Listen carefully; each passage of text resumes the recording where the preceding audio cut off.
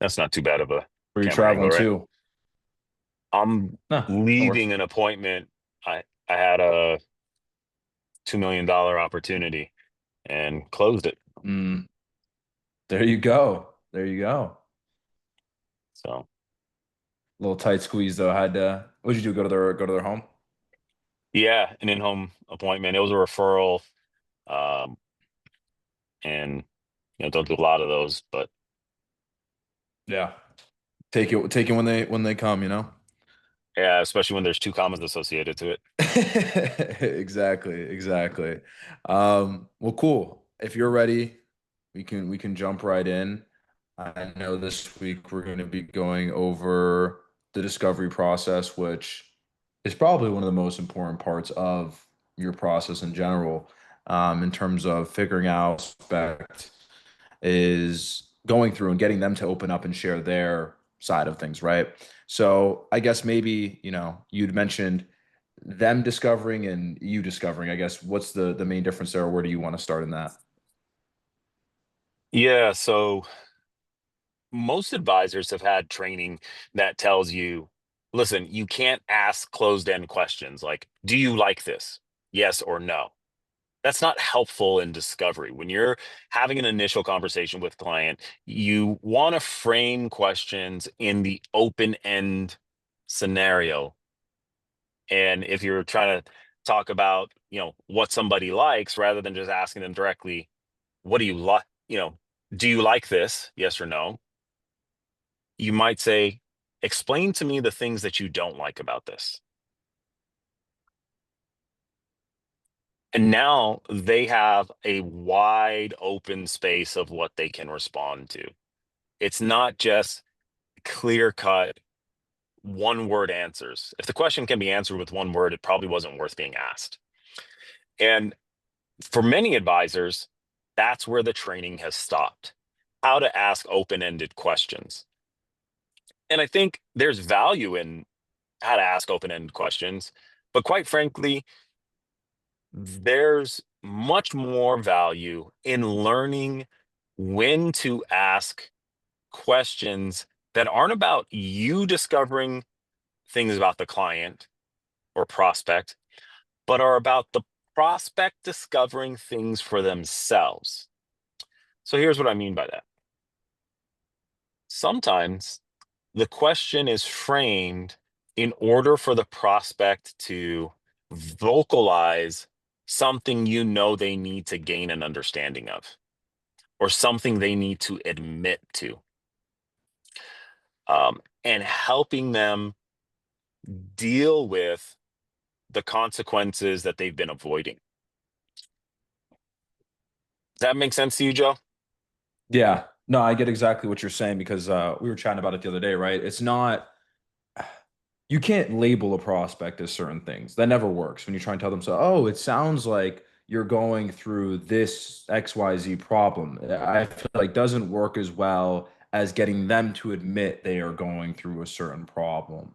And so I think people look at discovery as if I can just ask as many questions as possible and get as much information as possible, that means they like me. Like they'll measure their discovery process in terms of how long was the call. Was it a good call because it went for a while, right? Yeah.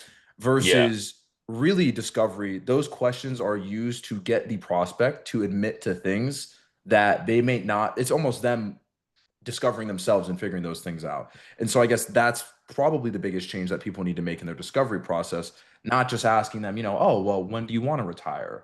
Okay. And do you feel good about retiring then? But more of getting them to open up to those deep pain points that they're going through. Yeah. And getting them to recognize the cost of inaction.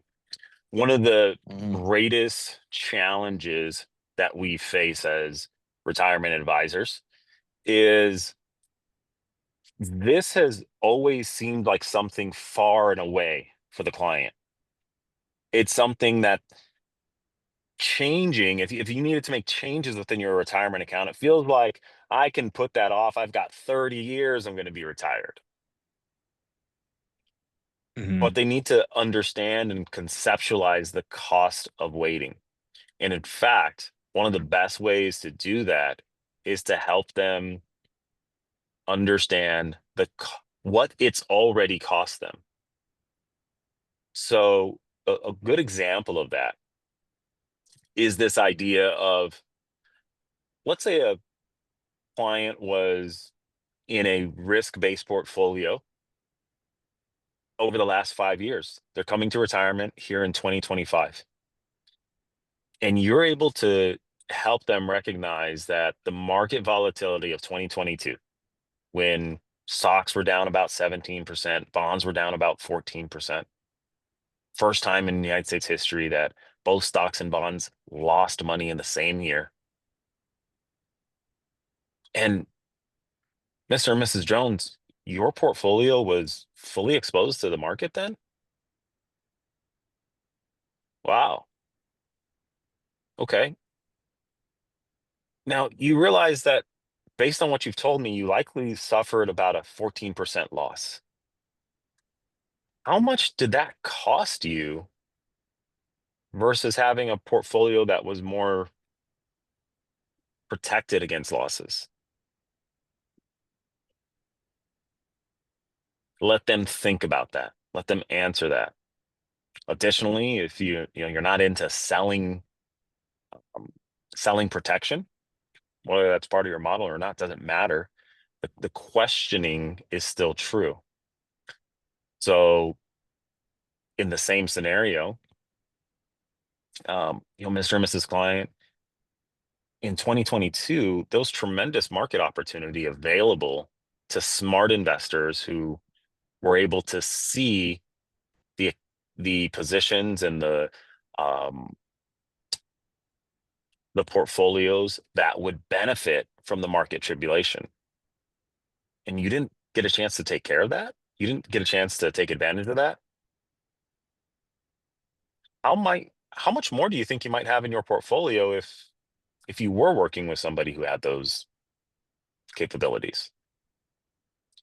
Getting them to see how much not working with you has already cost them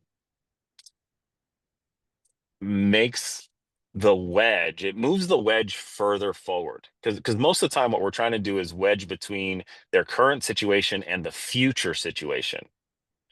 Mhm. But if you can move that wedge back to what does this cost you already? Yeah. And they're back casting what those benefits could be in their own minds. You don't need to run an analysis and make this, the point of this isn't to be statistically accurate and numerically precise. The point of this is to get them to start living in a space where your style of asset management is giving them the comfort, the growth, the holistic care that they desperately are seeking. That's why they put all their information out on the World Wide Web to get calls back from strangers. These folks are reaching out for help for a reason. Now help them see what it would have been like to work with you 5 years ago. I think one thing too, I want to know, like those questions where you're saying, I mean, looking back, what would it have been like if you had done something different? Those questions need to be um, timed properly. Because I think Absolutely. if you come into a discovery process and you're thinking, all right, I gotta, you take this information, like I just gotta ask these really good, like backwards questions to really get them to open up. You'll get the people that look at you if you jump in a call, right? And I ask, how's your day going? I ask like three questions and I hit you with that deep, you lost money before. What would happen if you that's when people go, ooh, that seems salesy. But when you're having a conversation with someone and you built enough rapport relationship where they trust you and they feel like you are looking out for their best interest, that's when you can ask those more difficult questions. That's almost leading them to open up like that. And I feel like that is a part that a lot of advisors miss is the subtle buildup or knowing because you just took us from discovery call starts to that's like a big question. I guess what does that middle part look like to build that relationship to where you can ask those questions and get the answers that you want out of prospects? Yeah, that's good to note that because you're right. If you jump on the call this hot, you're going to get somebody clicking that little red X in the corner real quick, right? Yeah. Uh, so certainly, it all falls back into the cold conversion code that we've talked about, Joe. Mhm. You've got to elevate status and need nothing in the first 5 minutes of the call. So as I frame the call for you to begin with, that, hey, I don't come into this assuming anything about you. I want to be like a good doctor and get a proper diagnosis of your situation so we can see what type of steps are needed to be taken going forward. So you're going to elevate your status. You're going to show them that, hey, we don't need anything out of this. If at the end of the day, this phone call doesn't work between us, that's fine. Maybe I can point you in the right direction. So help me understand, what's your main concern today? Mhm. The main concern that they're going to tell you, maybe it's, oh gosh, the inflation that we're facing in the world. I can't believe the cost of eggs and milk. And okay, great. So inflation is the issue. So tell me, what are you doing about that? What's been your plan to combat inflation? Okay, well, I'm working with my advisor. He's got some things going where I'm growing, and these are some of the elements that I'm seeing. Okay, so you're seeing some growth. And do you feel like you're getting enough? Letting them talk for a bit, and then when they're coming back to you with, "Ah, man, I lost some money. This happened. These are some of the situations." So we're talking about 3 and 4 layers deep on the same question, right? Because Mhm. one of I almost want to tell advisors on your discovery call, just throw away your typical fact finder. Stop trying to fill out their age and their state, and how many grandkids do they have, and what are their accounts, who's it with, is it, do you like your advisor, how would you grade that account on a scale of 1 to 10? Like, those are all transactional questions. You're not getting deep in what they care about. But when you're asking what their experience was like, when you're asking, well, inflation's a concern for you. What are you doing about that? That's an experience question. What's your experience been with that? Do you feel like you're getting enough? By the way, people almost always answer that, well, I'd love more, because who wouldn't love more growth? Mhm. Um, okay, and as you're striving after more, how much additional risk are you willing to take to get that more? Now we can start to uncover, okay, you're not getting what you want. What is it costing you to not get what you want? What happens if this doesn't change? So this is where you can future cast. But I think for most of our advisors, for most training that advisors get, they're trained to future cast with themselves. So when you future cast, hey, here's what my portfolio would do, here's how great we are, here's what it's going to benefit you. But we never get taught to future cast the cost of inaction. Mhm. And if you've done a good job of identifying pain points, where do their where do their pain points currently live? Themselves with what they're doing right now. With what they're doing right now. Yeah. So let's future cast. So what if this doesn't change? And trust me, these folks have pain. They didn't put their information on the internet because everything's okay. So we have to get them to talk about that. All right, so John, what if none of that ever changes? Are you and Susie gonna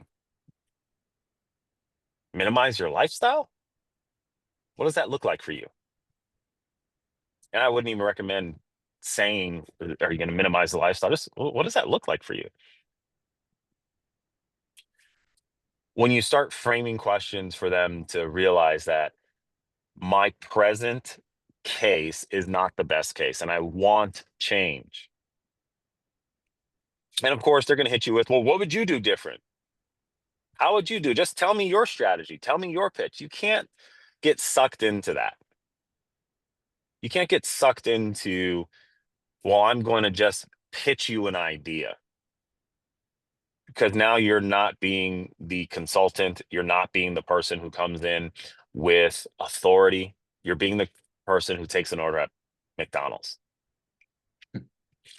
So you need to be able to hold frame and push back against that by letting them know, John, that's a great question. And quite frankly, once we have, and I'm glad that you're asking those types of questions. It shows me that this is important to you. Those The reason why clients work with us is because we're able to answer those for them when we have all the proper information. So in your situation, so that I can tailor this to you, how much longer do you have until you need to start using this money? And now you're back into your questioning. So often we get caught in this reactive modality that whatever the client asks, I have to answer, because if I'm gonna win their trust, it's gonna be by answering all their questions. No, Hmm. you're gonna win their trust by knowing the path forward. I mean, think about it. If you're walking down a street in a city you're not familiar with, you don't you don't trust a guide because they can answer all your questions about things that don't matter. You trust the guide because they tell you, turn left here. You're going to walk 5 more blocks and we're going to turn right up there. This is the path forward. This is how we get there. And in fact, all those other questions you're asking are quite frankly just distracting us from getting to our goals. And we need to, as a consultant, be able to tell clients, I, I understand that that's important to you right now, but in order to reach your goals, these are the things we need to focus on to get there. And I promise you that's going to be dealt with. I like the way you framed the, even when you're saying I love that you're asking this question because it shows that this is important to you. Those little subtle framings of prospects are kind of putting them in that bucket, right? I know sometimes it's like when a prospect, right, you almost want to not label them, but lead them to the label in a sense, where it's like, well, yeah, the people that come to us, they're very focused on their future, right? Or something along the lines where you're not directly saying you're very focused on your future, but they're saying exactly how, almost mirroring up another person who's very similar to how they're acting and guiding them Yeah. more so to the label you want from them rather than them just kind of going down their own path. So I like that there. But I think a big thing with advisors when you were saying the transactional thing is I had a client who they had this Excel sheet of just like we need to gather these 50 different pieces of information in our discovery call, right? And that was their objective. Their objective was to just go through that list of questions. And it's so interesting because you're right. It is so transactional. And I mean, maybe that's just advisors and how training is done for them. But in any other industry, right? And maybe that's just because I'm coming from a virtual industry from the beginning, but you don't talk about numbers, you don't talk about logistics. Your entire objective in a discovery call is to get someone emotionally bought in to making the decision. Like no amount of talking numbers is going to get someone to go, all right, yeah, I want to work with you. Yeah. And that's a big thing. And here's a counterintuitive reality. When you go through, for most people, especially, you know, when advisors are marketing to clients, they're typically targeting 500,000 assets and above, right? So you're talking to people who are at worst half millionaires and oftentimes multimillionaires, right? So you go through the process of, hey, so tell me where your accounts are. How much money do you have here? How much money do you have there? And they start rattling off $350,000, 750 over here, 1.2 million. I got, in this account, there's, 600,000. We got 200,000 in CDs, and all of a sudden you're up to 300 or $3 million. Do you think the client feels really good and secure about their position, or uncertain and insecure? They're going to feel I really just good. They just ran off this great achievements of life work, and I've got $3 million, and nobody in my family's ever had this much money, and they feel so good about themselves. I don't want my clients feeling great about their current position on the discovery call. I want them to acknowledge the problems that they have, because if they didn't have a problem, they wouldn't have put their information on the internet. Like, we cannot let go of that. It has to be fundamental to our belief system that they have a problem that they are looking to solve. If you don't believe they have a problem that they are looking to solve, then what are you doing?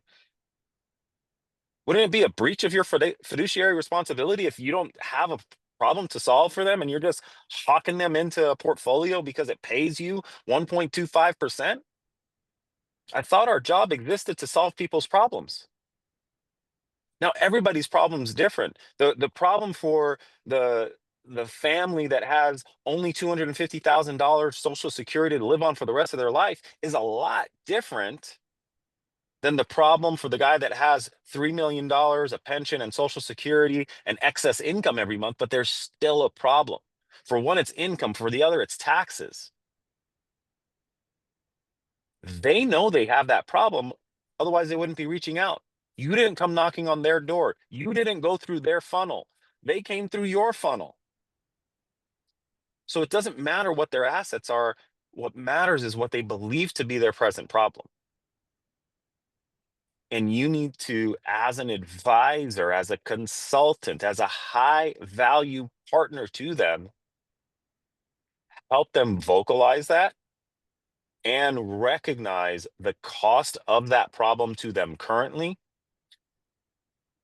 meaning what has it cost them up to this point. Sometimes in a call, you may identify that, hey, the way they're currently positioned is costing them in taxes. You're paying an additional $3,000 a year in taxes, and you've been set up like this for 10 years. That's $30,000 that this thing has already cost you. And it's really a simple change. Now, imagine if you never work with anybody that changes this for you, Mr. Jones. Over the next 30 years, gosh, it's almost $100,000 because you're not holding your bonds the right way. So it's not to say you're never going to talk numbers. The goal isn't to uncover numbers and fill out a fact finder. The goal is to recognize how those numbers are causing problems and maybe identify for them problems that they had not yet seen. all right. I think this is all great. Now I want to throw you because I can already see what people are saying, right? Well, what happens when I get on a call and someone just isn't wanting to give me information or they're being, difficult and they're just not opening up and talking, giving me all this information? What does that sound like?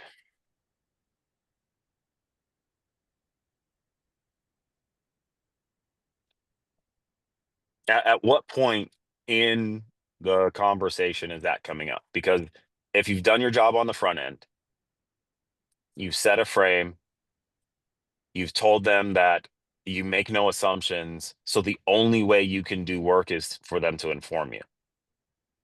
If you give me nothing to work on, I have no work to do. So then it'd just be an issue with your frame, with your first 30 seconds of the call, how you are coming into that call and framing this call. I would say most of it stems back to that. Now, you still have people who are just going to be closed-minded, closed-fisted, and everything tight to the vest. Hmm. But before you think about you know applying a tactic to pry information away from somebody who's being close fisted with it, Hmm. evaluate yourself on if you've put them in a position to understand why you're asking questions.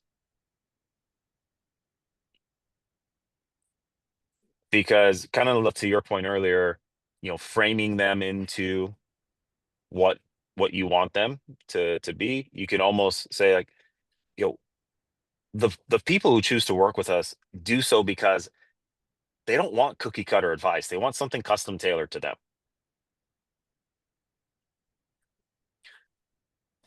That being the case, Mr. and Mrs. Jones, help me understand what are my basic measurements that I'm working with. Now, I'm not going to ask you, again, going back to the fact that we're not so focused on filling out a fact sheet. It's not actually, those basic measurements aren't what people are typically protecting. They're typically protecting how much money they have in their accounts. Hmm. Instead, I'm asking you, so what's your main concern about your retirement? Oh, well, I'm just not quite sure that I'm getting enough return. Not getting enough return. See, sometimes the question isn't actually a question, it's just a statement. Dating See, what they Joe, if said. if you Mhm. tell me I'm not getting enough return, and I just repeat back to you what you just said, but with a question inflection to it, Hmm.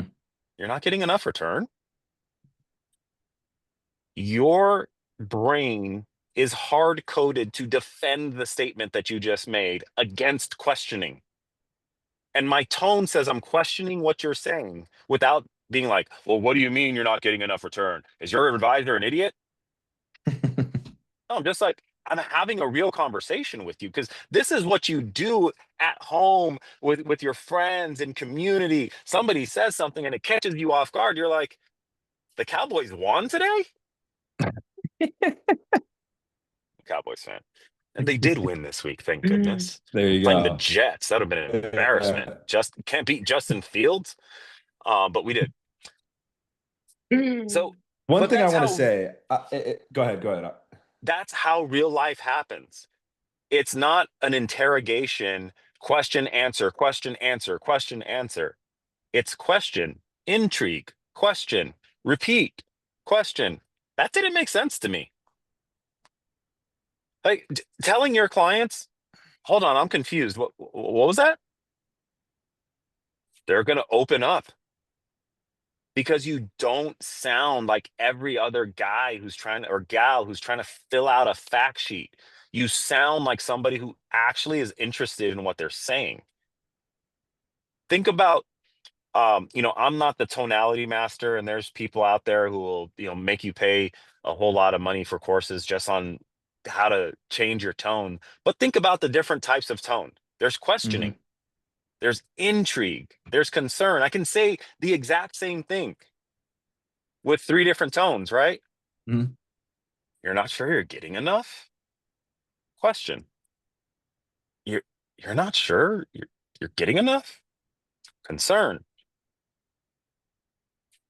You're not sure you're getting enough? A little bit of intrigue, excitement.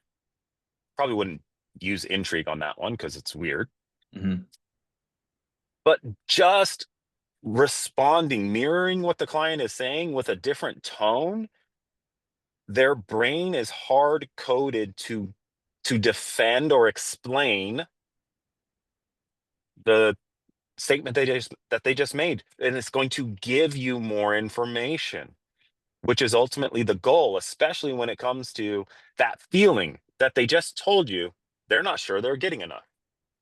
And then you can label an impact question on top of that.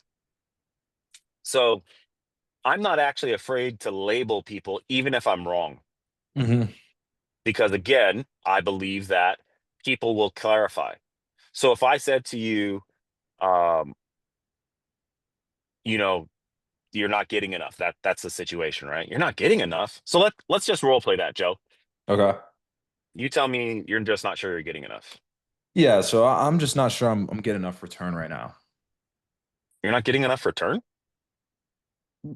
Well, yeah, like I feel like I could get more from my portfolio or at least position it better. Okay. So what's kept you from doing that so far? Well, I think, I've just kind of trusted my advisor to put me in the right funds so far. But when I see that the market is up 30%, and my portfolio is only up 15%, I'm just a little confused. Yeah, I bet you're confused. That I, if it was me, I'd be pretty frustrated too. Well, I'm not frustrated. I am frustrated, but I try to give him the benefit of the doubt. It's a long-term, family friend that I work with there. Yeah, but Joe, that's not your job. Your portfolio is not a charity case. Like I get it, they're friends, but why is your money a charity case?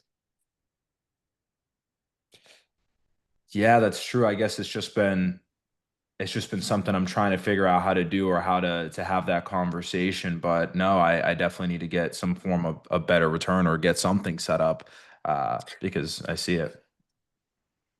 Yeah. And listen, that change I can understand, a family friend, a lot of emotion tied to that. Let's not even deal with that right now because that's not what's important. What's important is your portfolio and what your needs are. Okay, so right there, we mirrored, we Hmm. labeled. The label was a little bit off, right? Like when I said I'd be frustrated. If that was me, I would be frustrated. Oh, I'm not sure I'm frustrated. I give the guy a little grace. What did that bring out? Oh, that this guy's a It's family a family friend. friend. Hmm. All of that, did that feel like, Oh, did you mute?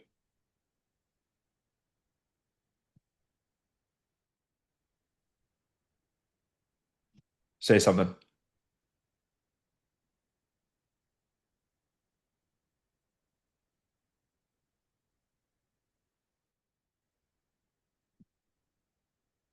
Joe, are you there? There we go. I hear. Yeah. And So, no, it what didn't. I was saying, I'm not sure where this cut off, but we were able to label, mirror, and dive deeper into the information. We got all this great information, and there was never an interrogation feel to it.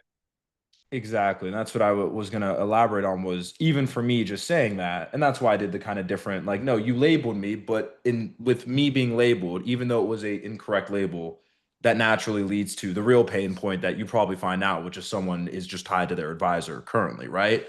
And I think that's a big thing with because a lot of advisors are like, oh, what are the questions I ask? What's the script that I follow every time?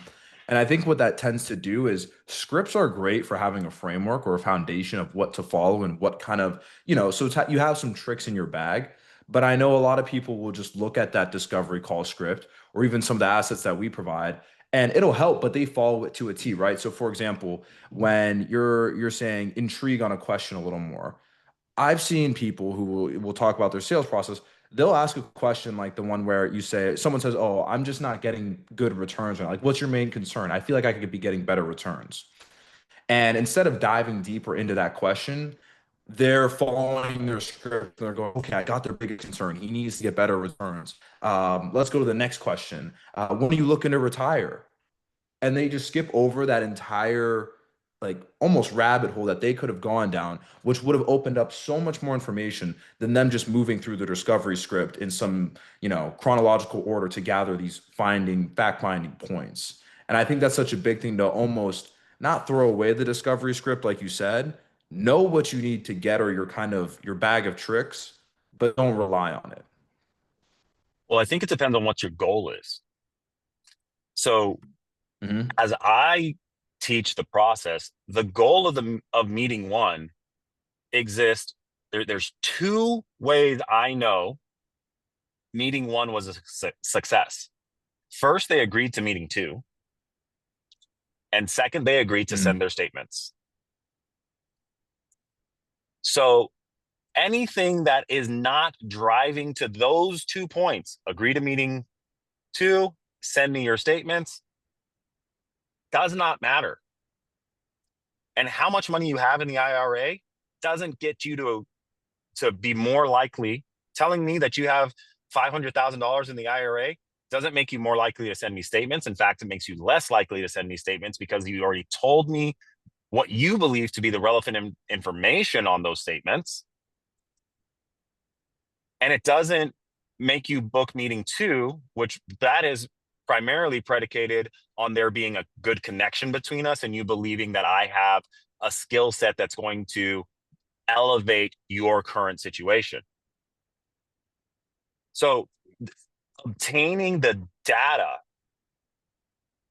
is the wrong path towards the goal of getting statements and booking meeting two. The right path towards the goal of getting statements and booking meeting two is elevating status, being the leader, the consultant, the director, and connecting on what matters to them. What most advisors are doing is connecting on what matters to us, the advisor, which is filling out my fact finder so I can put together a pretty presentation for you when we get back to meeting two. I've actually come to think of the second meeting that I have more as a quasi meeting one, based on like the way all my training after 13 years of being inundated in this industry of how to do things. The second meeting is really the completing of the fact finder and an Mhm. introduction to how I operate and what it's like to be a part of our firm. So because those are all the leading factors, I can I can let go of filling out my fact finder and ask questions about what matters to you. Because now I know something that really matters to you is is not just your return, but your loyalty. Man, you're a loyal person that you're willing to withstand that for an advisor who might be underperforming. And another way I could have labeled right there is probably probably makes you feel like you got to carry the weight of this portfolio yourself and like find your own solutions. And whether I'm right or wrong, I'm going to get more valuable information.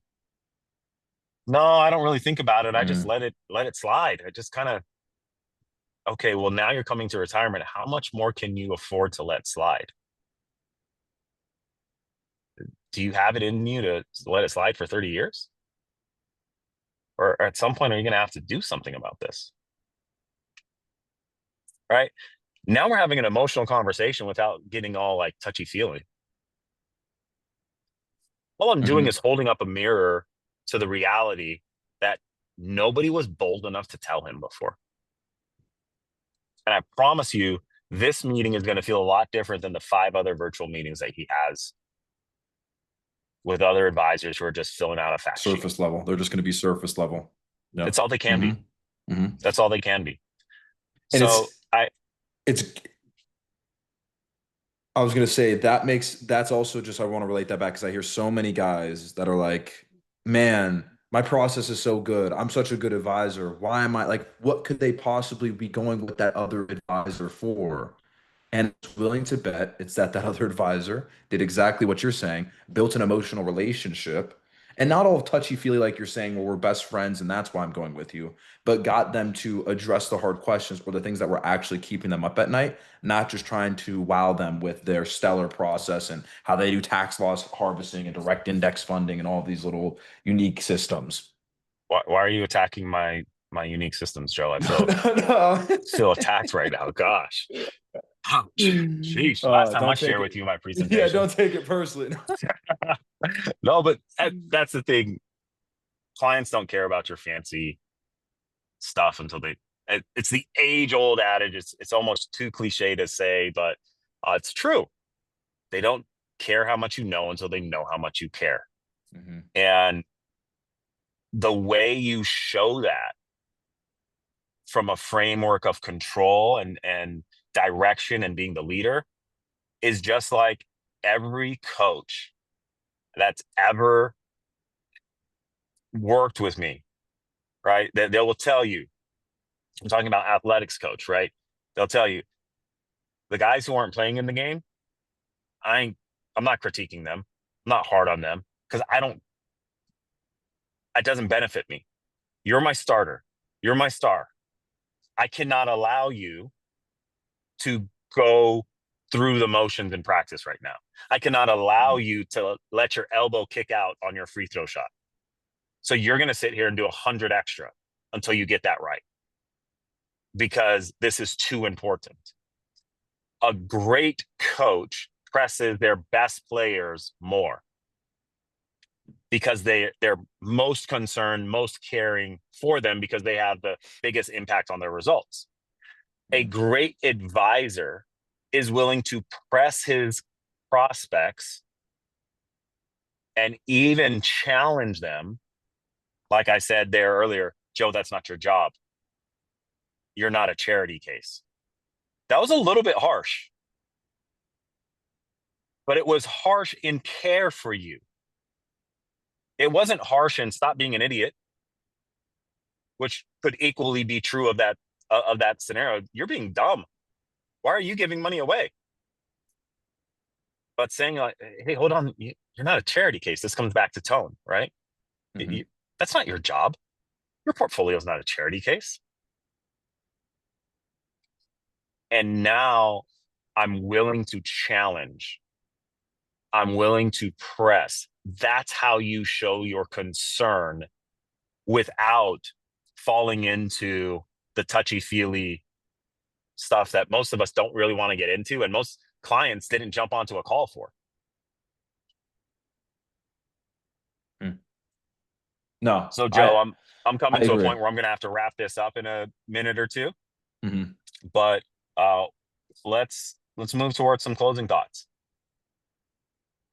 I think this is why I love the engaged cold conversion process because it's not just a script. Obviously, there's there's resources and such, but it's not just a script. It's more of a, like you say, a code for how you actually convert that online traffic in a system you can follow that works, right?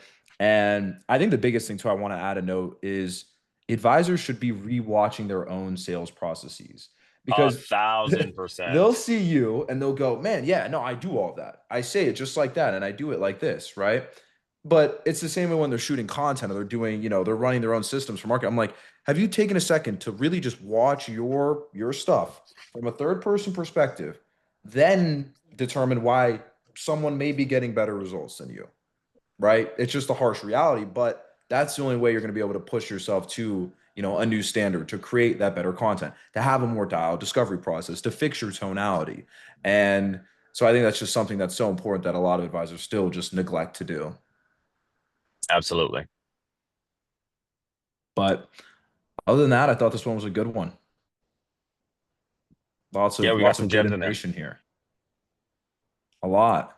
I guess and on your end, any closing thoughts, ideas, anything else you want to drop some value on?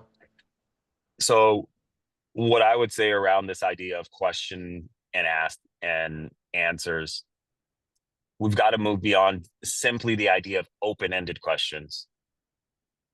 Move to a space where you're helping clients define the impact of the decisions that they've been making.